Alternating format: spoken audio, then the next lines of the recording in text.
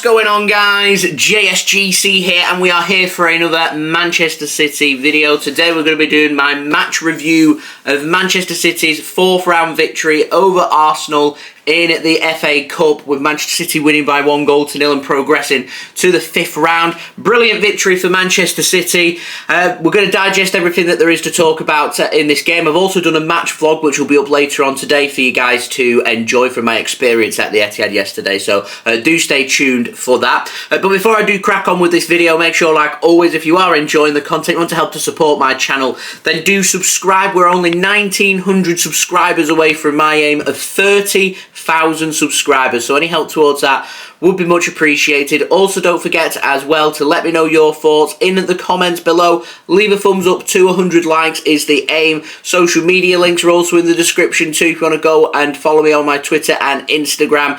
Email also in the description if you want to hit me up for any sponsorships for any videos or any general business inquiries. TikTok link also in the description too if you want to go and follow me on there. I did a 1-minute vlog from this game. And finally, I just want to say a big thank you to GT Player for sponsoring this video.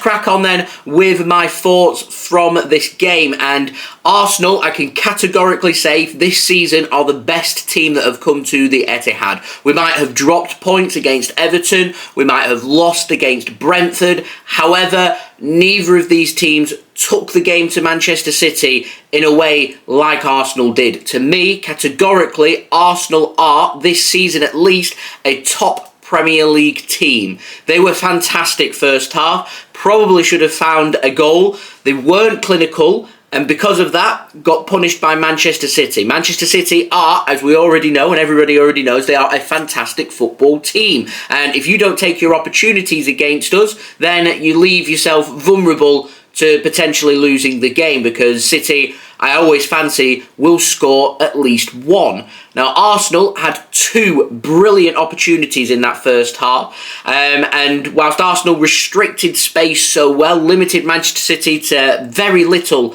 in the first half, they did muster up their own 2 good opportunities, the best of which fell to Trossard, the new signing, started his first FA Cup game in his career, which is surprising. He's always come off the bench for Brighton, started his first game for Arsenal and his first start in the FA Cup, and John Stones and Rico Lewis playing on that right-hand side struggled to cope with him first half. Man City were struggling to play the ball out from the back. They were being forced to long balls forward, and Arsenal did everything right in that first half. They even created a couple of really good opportunities. The only thing they didn't do was put the ball into the back of the net. I fancy that if Arsenal had scored first, they probably would have gone on to have won this game, or certainly probably forced a replay, which I know neither side wanted from this time. But because Arsenal didn't put their chances away, and Stefan Ortega Moreno showed once more he is a quality keeper. He's put in numerous good displays in the cup competitions when he's played, and if Ederson ever does pick up an injury, I know that our fallback, our option number 2, our backup goalkeeper, Stefan Ortega Moreno, is more than capable of stepping up. To me, in terms of distribution, he isn't better than Ederson.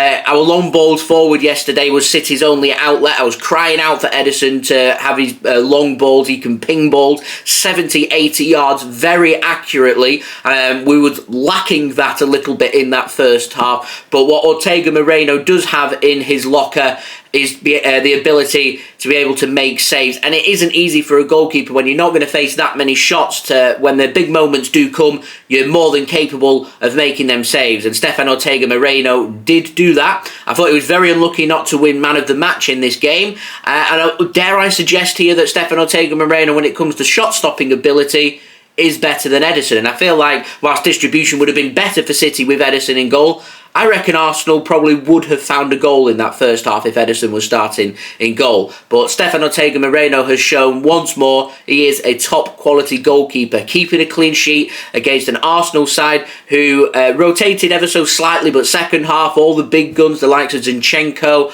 Odegaard, Martinelli, they all came on for Arsenal and yet still couldn't find a way to get past Stefan Ortega Moreno. So he was a decent shout for the man of the match. It did, however, go to Nathan Ake, and we'll speak more about that in just one moment, because first half Arsenal the better team, Manchester City pretty poor in terms of how we are capable of playing, and we just started to find our feet and find a little bit of form. It was a little bit disappointing. I was really happy pre-match to see City had gone with a consistent backline, Rico Lewis on the right, Ake on the left, and John Stones and Manuel Akanji starting at the back, and keeping the likes of Laporte and Ruben Dias out of the team isn't an easy thing to be able to do, but we've gone for the first time, I think, this season with the same backline that started the previous game. So I was happy in that aspect. However, in terms of being able to play around, I just felt like the game was crying out for somebody to be able to drop deep and pick up them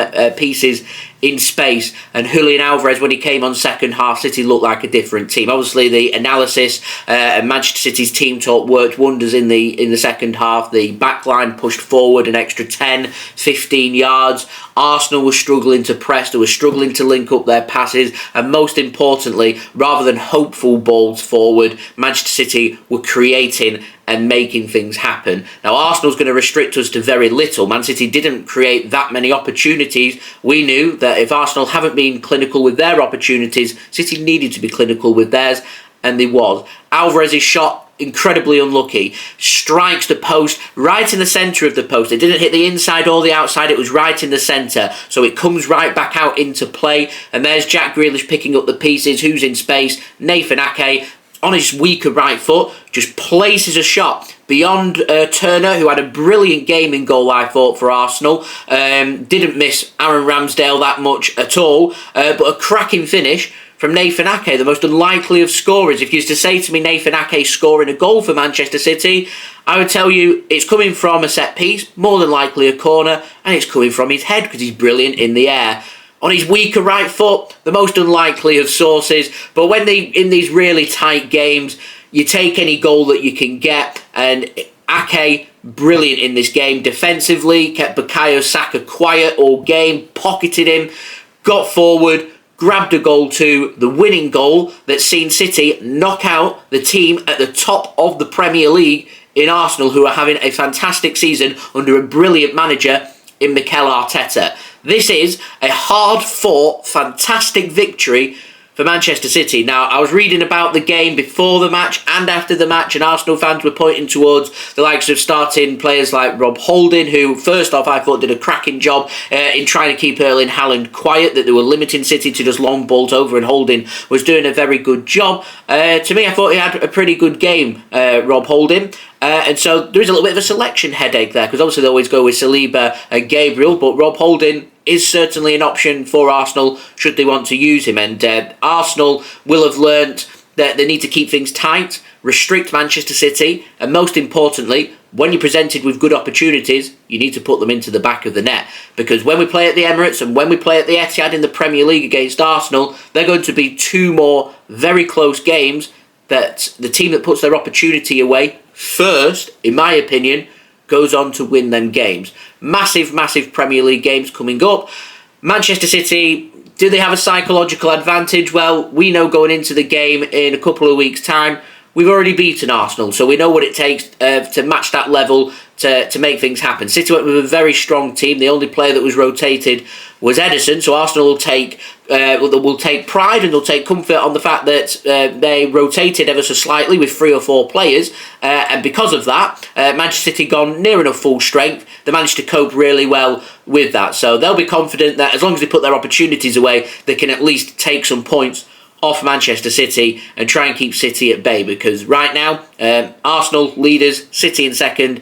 They are, in my opinion, you would expect, the 2 teams that are going to lead the way when it comes to a race for the Premier League title in the second half of the season. Arsenal are a fantastic team. They've got a brilliant manager in Mikel Arteta. It wasn't a classic game. It wasn't a goals galore. It was a hard-fought victory for Manchester City. And I think that's the way the 2 games at the Emirates and at the Etihad are going to go in the Premier League as well. Slight advantage to City because we've already done it. We've been there and we've beaten Arsenal.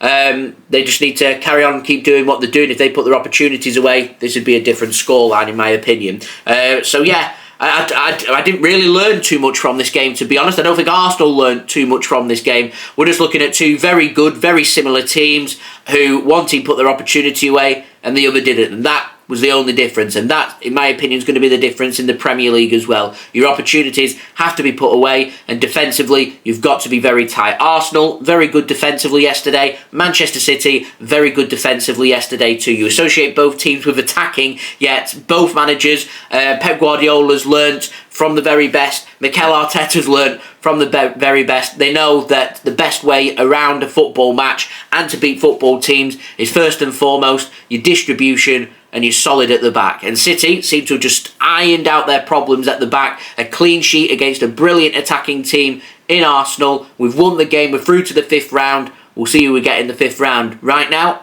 I'm very happy. We've got a week break now until we face Tottenham Hotspur next Sunday. Looking forward to that game. Away match at Spurs, a ground that we've never won at before. If we want to win the Premier League title, we need to be going to Tottenham Hotspur and beating them. They gave us a good game at the Etihad. We came back from 2-0 down in the second half to beat them 4-2. Should be another good game. Right now, City going through the motions, keeping clean sheets, picking up wins and keeping things very tight as well. Through to the 5th round. Maybe we'll get a Wembley appearance. It's about time Manchester City took the FA Cup seriously. Keep going strong. We can win the competition. Chelsea, tick. Arsenal, tick. Manchester City, dare I suggest, tearing Cockneys apart again. So there we go. That has been the video. Thank you everybody for watching. Much appreciated. Let me know your thoughts in the comments below. Leave a thumbs up too. That would be much appreciated. 100 likes is the aim. Don't forget as well to subscribe to my channel if you're new around here. Press that red button, press the bell and put your push notifications on. Also don't forget as well, social media links. They're in the description below and sliding across at the bottom of the screen if you want to go and follow me on my Twitter and Instagram. TikTok link also in the description if you want to go and follow me on there. Also don't forget as well, email in the description if you want to hit me up for any sponsorships for any videos or any general business inquiries, and do go and check out GT Player 2. I've got a discount code which you can go and use. All details and everything they are in the description. And yes, I am at Mixed, my partner channel's bar right now, currently at his. We're going to be heading later on today to do a video for JSGC Football, watching his team Preston North End. They're taking on Arsenal's North London rivals Tottenham Hotspur at Deepdale, so we've got plenty more football content to look forward to, so go and check out Mix's, go and check out JSGC Football's link, they're in the description too, and I'll see you all again real soon. So I've been JSGC, thank you everyone for watching. I hope everyone is safe and well. Apologies, not got my normal lighting, so if I've got shadows or come across a bit darker or lighter or anything, I do apologise. Not got my normal stuff with me, but there's video content to be made. I'll do everything I can to make that happen, and that's what I've done with this video, and we'll be back again for the Arsenal match vlog up pretty soon as well. Go and check that out. I've been JSGC. Thank you everyone for watching. Peace. Ciao for now.